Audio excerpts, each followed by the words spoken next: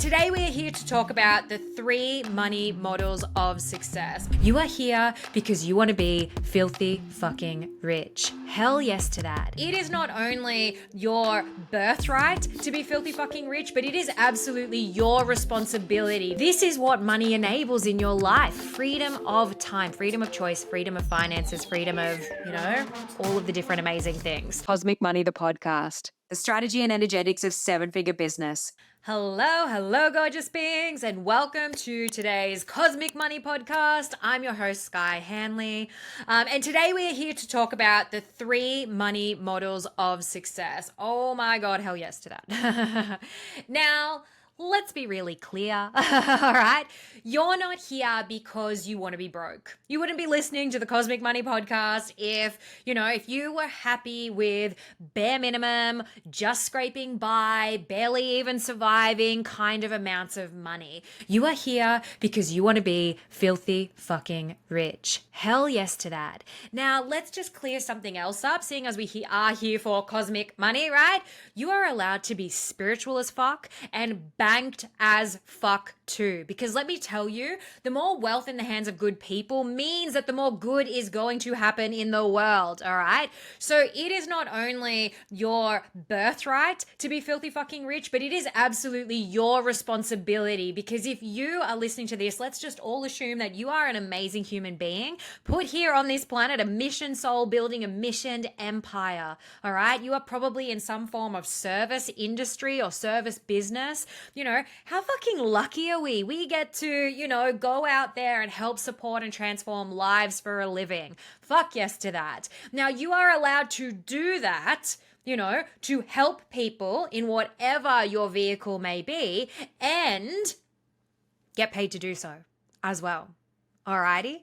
So now that we've cleared that up, all right, and you now know and understand that it is actually your birthright and your responsibility to be rich as fuck, right? Because then you can go out there and you can help more people around the world. You can then, not only support you, yourself, your own family, freedom of choice, freedom of lifestyle, freedom of finances, freedom of location, but when you're so filthy rich, you're going to be able to go out there, as I already said, and help so many more people, get into some philanthropy work. And to be honest with you, I truly believe, and this is a little side note that you're getting here today as well, I truly believe, I love money. I love money and money loves me. I love money, money loves me, right? And the more me I am, the more money I make. The more me I am, the more money I make. I love money and money loves me. It is so important that you get really fucking comfortable with money. In saying that, my little side note is that for me personally, what it is that actually money buys me is freedom of time. And if I have freedom of time, I can actually give back my greatest resource, which is in fact time. All right. So I am very big on philanthropic work. I am huge on volunteering. My partner and I, he is in rural fire service. I used to do, voluntary St. John's ambulance. I'm actually currently studying to be a medic and things like that, because this is what money enables in your life. Freedom of time, freedom of choice, freedom of finances, freedom of, all of the different amazing things. So as we talk about money today, I want you to think about one more little piece, and then we're going to jump into the actual 3 money models to success. The last little piece that I want you to think about is money is actually everywhere. Right? And we get very entitled and we get a little bit stuck in our, in our scarcity and in our entitlement. Like, don't get me wrong, you guys. I fucking want what I want and I want it now. Like, I am probably one of the worst humans for that. To be honest with you, that is one of my greatest, I wouldn't say weaknesses, but I have to very much catch myself because I'm constantly striving for the next thing. And while I'm constantly striving for the next thing, I forget to have one foot in gratitude. I'm actually really, really bad at that, full disclosure. And so when we're thinking about money, we're often looking at our bank balances or our wallets or something like that, or our number of clients in business or whatever it might be. And we're like, oh my gosh, I want that next level. I want the $1 million. I want all these different things. You need to have one foot in gratitude and one foot in desire. All right. Otherwise you will always be chasing chasing that next best, most amazing thing. And you're never actually going to be grounded that, what you have right now, you of a few years ago could only fucking dream of. Right? And so it is so important to have one foot in, in gratitude and the other foot in desire. And that is my friendly reminder to self out loud as well. Because seriously, money in fact is all around us. I'm sitting here, if you might be watching this, hello, if you're watching me right now, otherwise you're listening, right? I'm sitting here, I'm wearing a beautiful dress. That cost money. I've got some jewelry on. That cost money. And although they might seem like luxuries, the roof over my head, the food in my belly, all of these different things, the microphone that I'm recording on right now, all of this is money. And so we can sit and choose to sit, because it is a choice, choose to sit in our scarcity patterns and all of the bullshit and, haves and haves not and comparisons and all those different things. Or we could actually sit here and realize that the frequency of money is all around us at all times, and that we should be so grateful, because if you're listening to this podcast, to be honest with you, you are probably, this is a first world problem. Right? And so, if we can lighten the load a little bit, step out of so much expectation, understand that you are exactly where you are meant to be right now until you alchemize what it is that you need to alchemize at this level so that you can then move forward. Again, you could be 6 figures right now. Maybe you're trying to go multi 6 figures, or maybe you're trying to go, 7 and 8. All right. And so it's all okay, and it's all divine, and money is all around you, and your worth as a human being on this planet is not weighed by the dollars in your bank account. All righty. Now, although that's my big impassioned speech for you right here, right now, we are here to talk about money, So let's actually talk about fuck yes amounts of money and how we can help to support, making shit tons of it. All righty.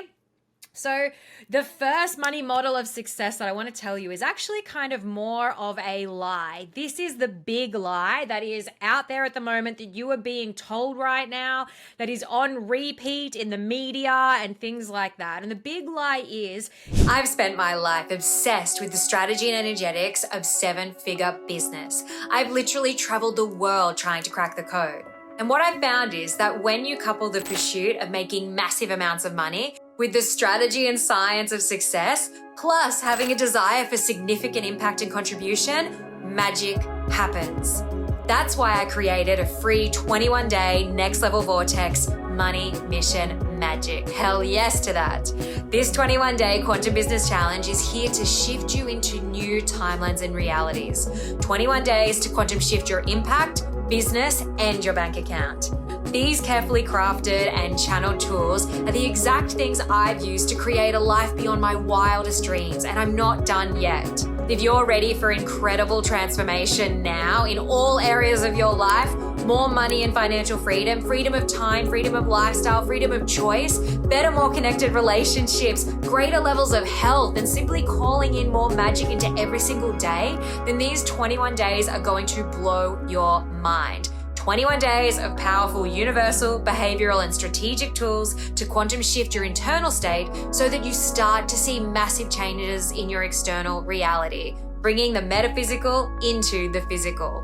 Join the challenge now and get ready for the most powerful 21-day expansion to quantum shift your impact, business, bank account, and your life. Cosmic Money, the podcast, the strategy and energetics of 7-figure business.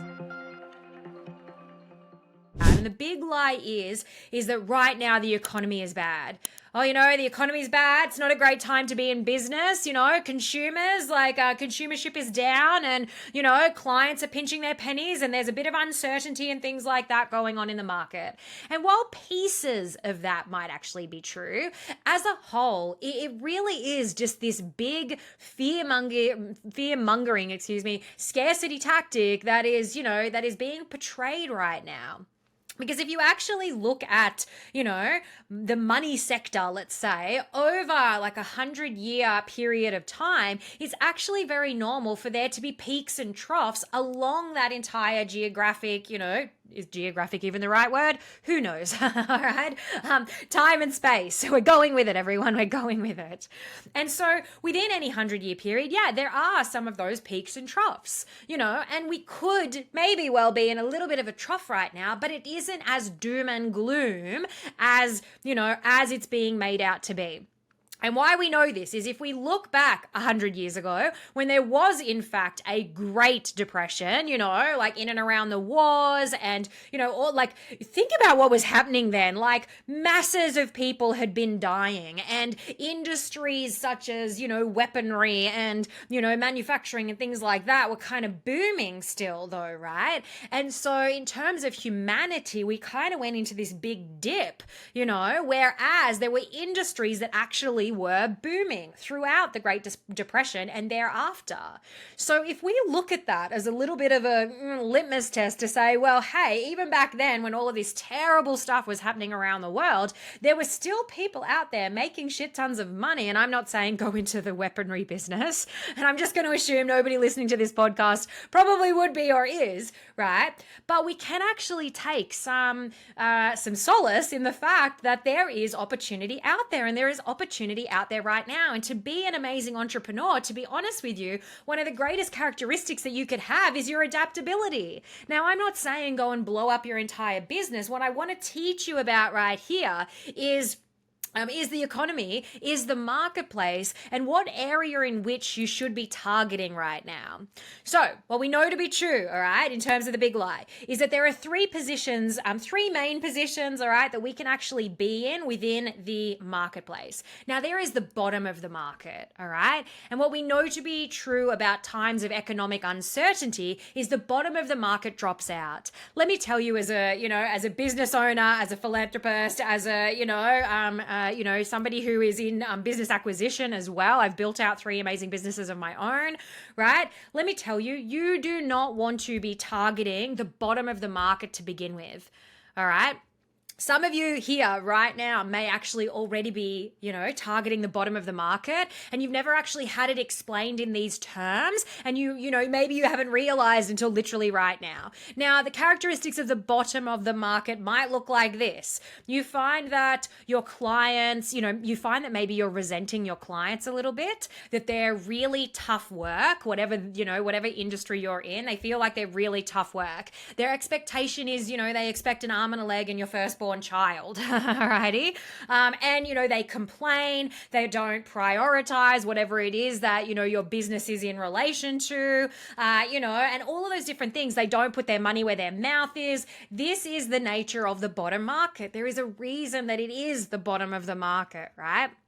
Now, if we take a step up, right, from the bottom of the market in times of, economic uncertainty, the bottom of the market, as we said, it drops out. If we step up to the middle of the market, what happens in the middle of the market is sometimes, yes, in times of economic uncertainty, the middle of the market can become a little bit unstable and unsure, and there can be a little bit of hesitation to buy. Absolutely, right? In times of great economic, expansion and things like that, normally, the middle of the market is actually doing quite well. People have more dollars to invest, time and energy and, and obviously their dollars, into amazing things. And so the middle of the market can actually be booming. But yes, when there is a little bit of economic uncertainty, the middle of the market, like right now, after we've just had, 3 years of a massive pandemic, right? The middle of the market just has a little bit of hesitation, a little bit of like, unsure, feeling a little bit scared, which is the right direction to go. Do I want to spend money on that? Whatever it is that you do, right? Whatever your business is, you could be a coach, you could have an e-commerce store, you could be a restaurant, right? Like whatever it might be, people are a little bit like, I don't know, should I go out there and spend that money on that thing or not? All right. Here's the kicker though. The top of the market is business as usual. The top of the market is business as usual, right? And so when we're actually looking at this big lie that the economy, it's all bad, it's wrong, it's like terrible, it's not working, or whatever it might be, the economy isn't bad. You're just targeting the wrong part of it. That's the problem, all right? And as a business, let me tell you, and as a business mentor, let me tell you, your job is not to target all areas of the market anyway. You are not here for everyone. You're not meant to be. Your product, your program, your thing, whatever it may be, it should be niched, and it should be niched in a way that, really specifically targets a particular kind of person. So why on earth, and you can hear how passionate I am about this, why on earth would we write it into our client avatar that our person is struggling for money? You would never target the bottom of the market. And right now, as I said, some of you might accidentally be doing that. And there will be symptoms showing up in your daily life and in your business, and perhaps even in your energetic space, because you're feeling a little bit frustrated and you're wondering, why are clients canceling? Why are they leaving? Why won't they buy? Why is everything feeling really hard? Because you're targeting low-end people, and they simply don't prioritize the thing that it is that you have to offer. So if we were going to talk about soul client avatar, which is something we may do at some point in time, right? We would never write into that soul client avatar that they don't prioritize the work that we do, that they have an amount of scarcity thinking, that they're hard to sell to, that they don't have the money to pay us. We would never do any of that. So you have to understand that the economy is not bad. You're just targeting the wrong part of it. All right. And what that means is that if you are able to find a way and figure out how to adapt what it is that you're doing right now and just speak up a little bit to a top market human being who could also utilize your business, your services, your product, your program, whatever it may be, and we adapt it slightly like a good business human should, right? To target, a little bit more of the upper echelons, then you're going to have an influx and flow of money, right? Because they're just running lives and their business as usual. They're absolutely able to do that. Alrighty, so the economy isn't all wrong. You're just targeting the wrong part of it. That is money model number 1. Alrighty, money model number 2. Now, this one is by Robert Kiyosaki. I probably just pronounced that wrong. My apologies. Oh, my goodness. And this is called the cash flow quadrants. Alrighty. Now, what the cash flow quadrants tell us is a very particular thing about wealth. All right. Hold these, hold these figures in your mind for a second. Let's hope that I get them right. Okay. 5% of the world's wealth is in 95% of the population's hands. 5% of the world's wealth is in 95% of the population's hands. All right, meaning 95% of the world's population, the greatest mass of humanity, actually only holds 5% of the world's wealth. Right? That's crazy. And so if we look at where 95% of the world's wealth is, it sits in the hands of 5% of the population. Right? 95% of the world's wealth is in 5% of the population. That's crazy. But if we are, as we are, business humans, it's our job to understand that, because it's like, okay, well then the big question is, how do I become part of that top 5%? Now, here's the thing. If you're already in, something like the first world, let's face it, if you're Canada, Australia, England, US, something like that, you are probably already within the top 3% of the world's population. But at the end of the day, you want to make more money and I want to help you make it. All right, let's be filthy fucking rich together. Alrighty. So what we know to be true is that 95% of the population is in fact employees and or employees of their own business, like self-employed.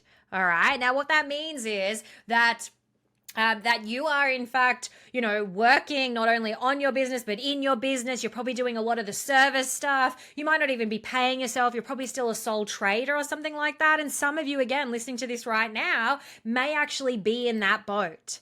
All right. Now, 5% of the world's population are, in fact, entrepreneurs and business owners, as well as investors.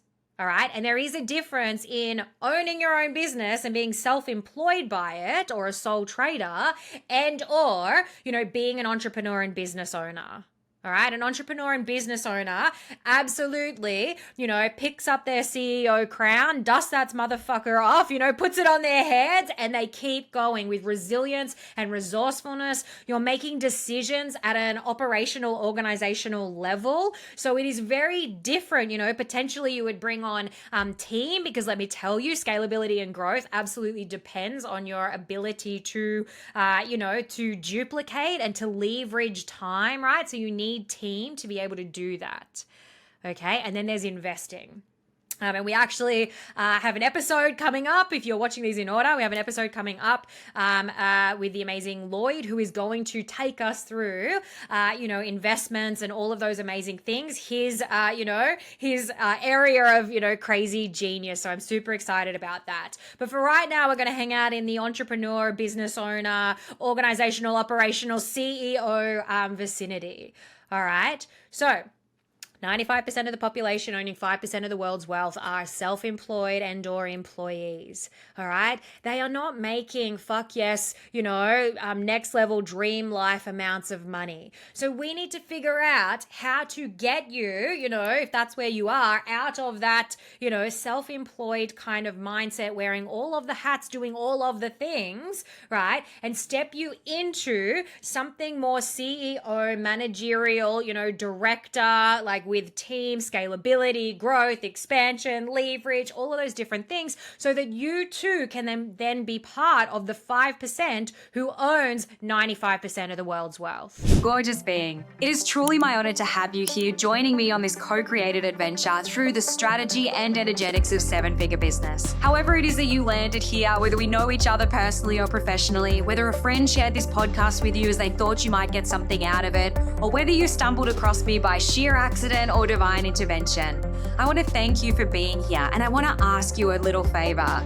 It is my joy to do what it is that I do every single day. And so if you have received anything here, a piece of magic, a strategy, a mindset shift, something that has transformed you in some way, I ask that you share this podcast with others so that together we can transform the world for the better. One business, one human, one frequency, and one podcast at a time. Cosmic Money, the podcast. The strategy and energetics of seven-figure business. Money model number 3 on your way to success. This one really ties into what we were just talking about, all right? So how do we become part of that top 5%? All right? Now, this is the law of compensation by Bob Proctor. If you see me, if you're watching this in real time, then you might see me glancing around. It's because I have to remember 3 things, and I generally can't remember past the number 2.